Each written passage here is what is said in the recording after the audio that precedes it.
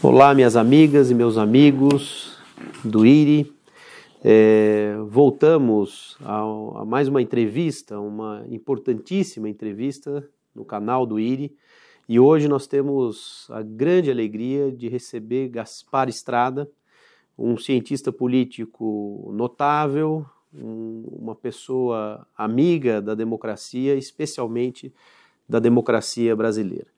Gaspar dirige o Centro de América Latina da prestigiosa Sciences Po e sua opinião, veiculada nos principais jornais, veículos de imprensa do mundo, tem repercutido muito e teve um papel decisivo na história recente do nosso país.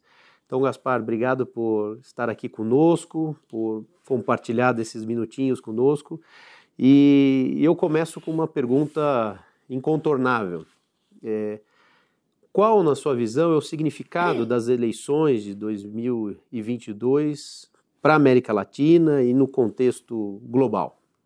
Olha, em primeiro lugar, obrigado pelo convite. Estou feliz de estar aqui mais uma vez com você, Rafael, com o IRI. Sempre um prazer estar com vocês quando estou aqui em São Paulo. Em primeiro lugar, é claro que esta eleição é uma eleição que vai ser fundamental para o futuro da democracia no Brasil, mas eu acho que na América Latina e no mundo. Por quê? Porque o que está em jogo não é apenas o futuro da democracia, não é o futuro das instituições brasileiras, da Constituição, eu diria, de 88. Também tem o futuro da Amazônia, o futuro do clima ao nível internacional. E claro que isso preocupa, e preocupa muito. Por quê? Porque também a região latino-americana está mudando, tem uma briga cada vez maior entre a China e os Estados Unidos na região. E nesse sentido, a falta do Brasil no cenário regional, no cenário internacional, faz falta. Faz falta para os países, faz falta para os líderes. E se não temos um Brasil que é atuante, que coopera, que é um ator propositivo, que é um ator construtivo no cenário internacional, é claro que o sistema internacional não funcionará adequadamente. Então, é por isso que tantos países, tantas lideranças estão acompanhando o que está acontecendo aqui. E eu acho que isso vai ser muito importante para o desfecho eleitoral. Muito bem, Gaspar. E na sua qualidade de cientista político, qual a sua interpretação para esse fenômeno do Bolsonaro, que não é exclusivo do Brasil, mas essa ascensão da extrema-direita que se faz sentir de uma maneira muito forte no Brasil? Como você interpreta isso e como isso está associado, ou não, ao fenômeno da Lava Jato, sobre o qual você escreveu e teve um papel tão importante no Brasil? Olha, eu acho que numa década, eu poderia resumir isso na frase seguinte: eu acho que numa década o Brasil passou do sonho à distopia, ao pesadelo. Eu acho que a gente não pode entender o Brasil de hoje sem a Lava Jato, no sentido dessa perversão das leis, como é que instrumentos que foram criados justamente para aprimorar o combate à corrupção e que foram, de certa maneira, feitos com uma boa intenção no governo Lula. Eu penso, por exemplo, na ENCLA, que foi criada em 2003, a cooperação judicial, a vontade de aderir a certos protocolos do Grupo de Trabalho Anticorrupção da OCDE, fizeram com que toda a estrutura que foi montada na Constituição de 88, em particular a independência do Ministério Público, a independência do Judiciário, são coisas boas. Por exemplo, na França não tem essa independência do Judiciário como tem aqui.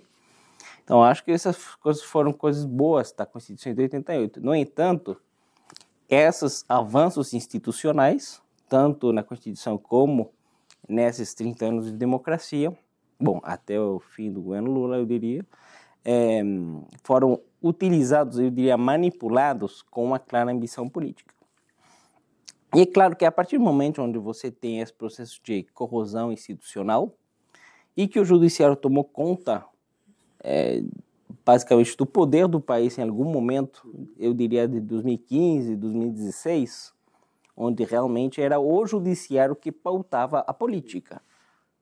A imprensa estava esperando os releases da Lava Jato, as decisões do STF a respeito de tal ou tal lei, que, afinal, o que houve é um processo de destruturação das instituições. E nós vemos isso agora hoje, não só no judiciário, mas no executivo, no legislativo, com coisas como o orçamento secreto, por exemplo, que é claro que é totalmente, do meu ponto de vista, fora da lei. Quando você vê autoridades como o CADE tentando suprimir pesquisas de opinião, é claro que tudo isso, para mim, vem desse processo. Agora, no que diz respeito à extrema-direita, eu acho que, como você mencionou, é claro que é um processo muito mais abrangente, não existe só no Brasil. Agora, por que no Brasil tomou tanta força? Eu acho que, em primeiro lugar, porque no Brasil houve um processo que foi gradual, mas que se sentiu na população, que é um processo de queda da pobreza e queda da desigualdade, em particular no governo Lula. E, a meu ver, o que houve é que também uma parte da sociedade brasileira ela é radicalmente contra esse tipo de processos. Eu acho que o bolsonarismo também se criou, em parte, na rejeição dessa política de redução da desigualdade. Nós temos conversado a respeito, em particular, não tanto das pessoas mais abastadas, mais ricas desse país, mas eu diria mais dessa classe média-baixa que, embora trabalhe, embora esteja no mercado de trabalho de maneira mais ou menos precária, ela não teve acesso a certos programas sociais e então sentiu que perdeu um espaço que ela tinha antes. Então, é claro que, do meu ponto de vista, e essa grande diferença, por exemplo, com a oposição que existia ao PT antes de 2016, que eu falo em particular do PSDB, a força do bolsonarismo é que ela realmente tem uma base social, que o PSDB não tinha. O PSDB é um partido que nasceu no poder, que foi uma excisão do PMDB, que chegou muito rapidamente ao governo, mas que teve muito, federal, eu digo, e que, embora tenha uma capilaridade em termos de prefeituras, aqui em particular no estado de São Paulo, nunca construiu uma base social como a do bolsonarismo. E eu acho que, desse ponto de vista, também tem outro fenômeno que você pode acompanhar no mundo todo, mas que no Brasil tem uma forma de ainda mais relevância, que é o peso das redes sociais. Na disseminação de informação, como um veículo para ter acesso às informações. Um estudo recente, que é anual, na verdade, do Reuters Institute da Universidade de Oxford, que faz uma pesquisa sobre métodos de informação no mundo, diz que o Brasil é o país onde o nível de como que os brasileiros se informam, qual é a plataforma preferida pelos brasileiros para se informar, é as redes sociais. Isso, até hoje, é um caso quase único no mundo. Ou seja, no México ou na França, as redes sociais fazem parte desse mix, né, de informação. Mas não é o primeiro. Ou seja, em particular, o WhatsApp, Telegram, a internet, os jornais, a TV, o rádio. Mas aqui no Brasil, são as redes sociais. E isso, é claro, que muda totalmente como você entende a sociedade, né? Como você cria umas bolhas de informação, as referências informativas, mas também de pensamento, de maneira mais abrangente. Então, é claro que, como o bolsonarismo foi muito hábil, muito eficaz para construir esses ecossistemas digitais, é claro que eles têm uma vantagem.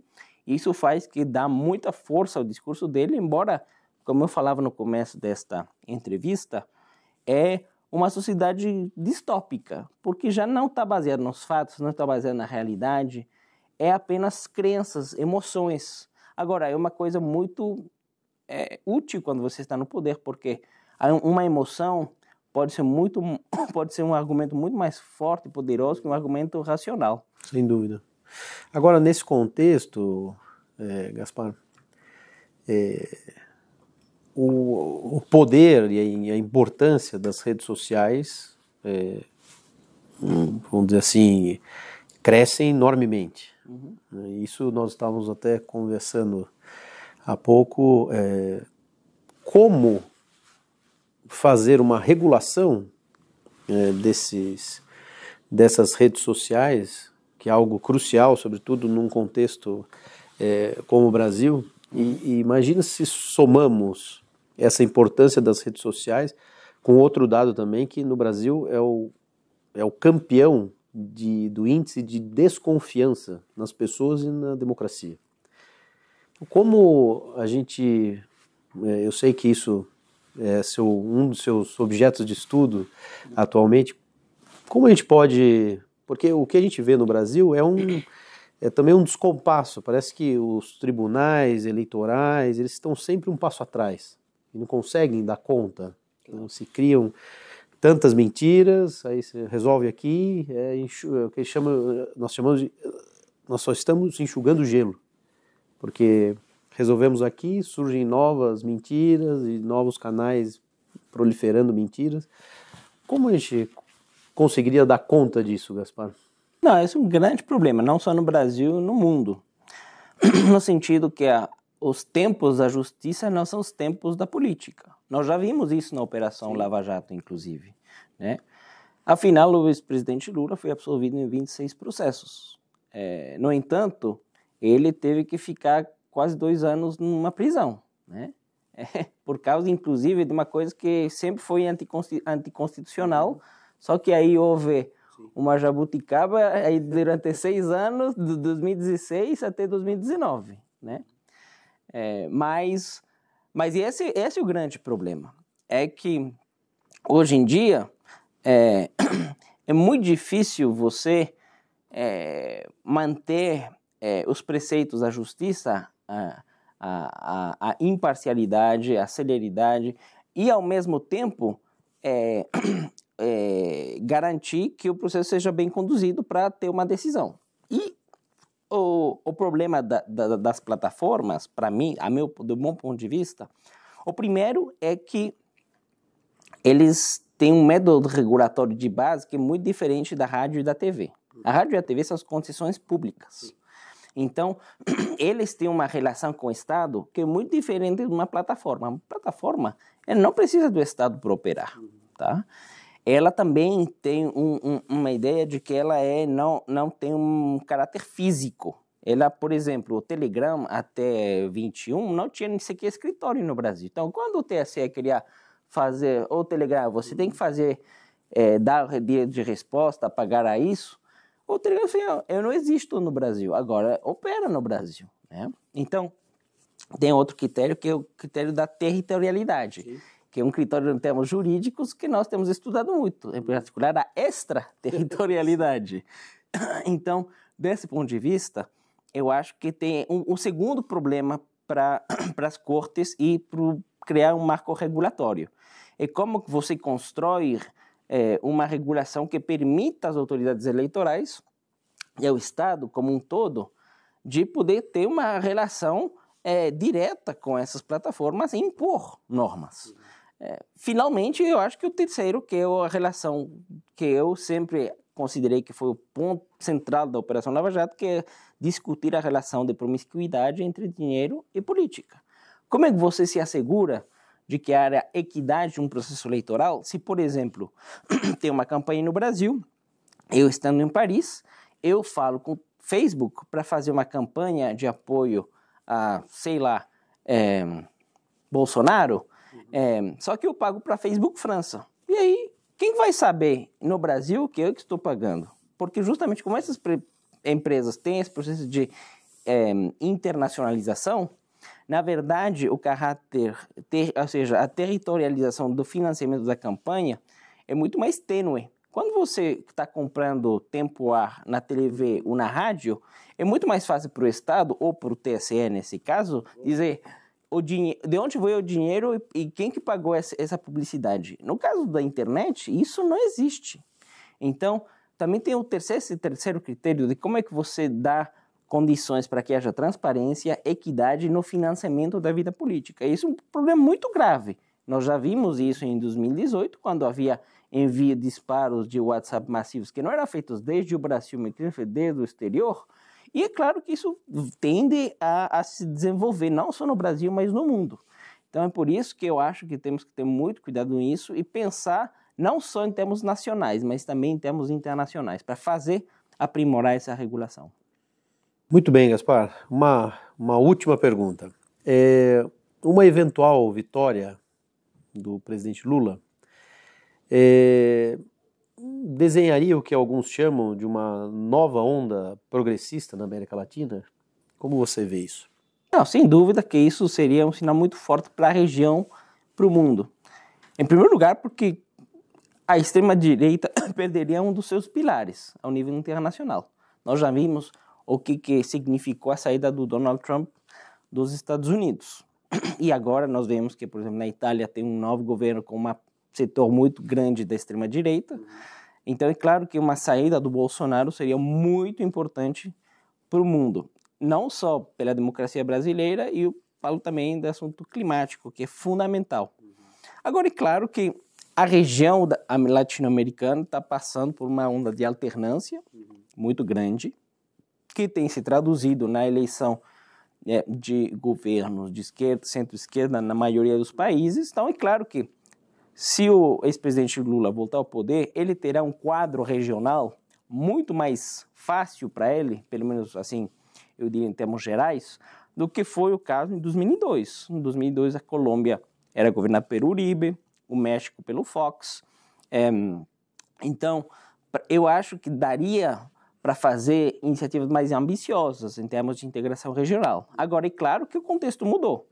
Essa rivalidade China-Estados Unidos é uma realidade que já está no dia a dia dos países latino-americanos. Inclusive, está começando a chegar em países onde a China tradicionalmente não tinha influência, como a América Central, como o México. Então, é claro que isso também, a meu ver, só reforça a necessidade de ter aprimorar a integração regional, justamente para evitar que a América Latina fique refém dessa rivalidade. Eu acho que a América Latina tem que ter essa soberania e integração regional vis-à-vis os Estados Unidos, mas que também tem que ter essa independência vis-à-vis Pequim, porque não vale de nada ter uma relação de dependência com um país para depois abraçar mais uma dependência. Eu acho que a América Latina tem que ser protagonista. E por isso tem que pensar tanto nos seus interesses regionais, mas também no seu diálogo político com o exterior. E não só com esses duas potências. Também tem a Europa, tem a África, que não podemos esquecer e que eu sei que será uma eventual prioridade. Não, será uma prioridade de um eventual governo Lula. Então, eu acho que é importante ter isso em mente. Muito bem, Gaspar, te agradeço demais o tempo, a sabedoria compartilhada e tenho certeza de que a nossa companhia aqui qualificada também gostou muito desse papo. Muito obrigado e que logo possamos renovar essa conversa já num outro contexto e para também atualizar toda essa reflexão sobre a América Latina, sobre o Brasil. Muito obrigado. Obrigado a você, Valim.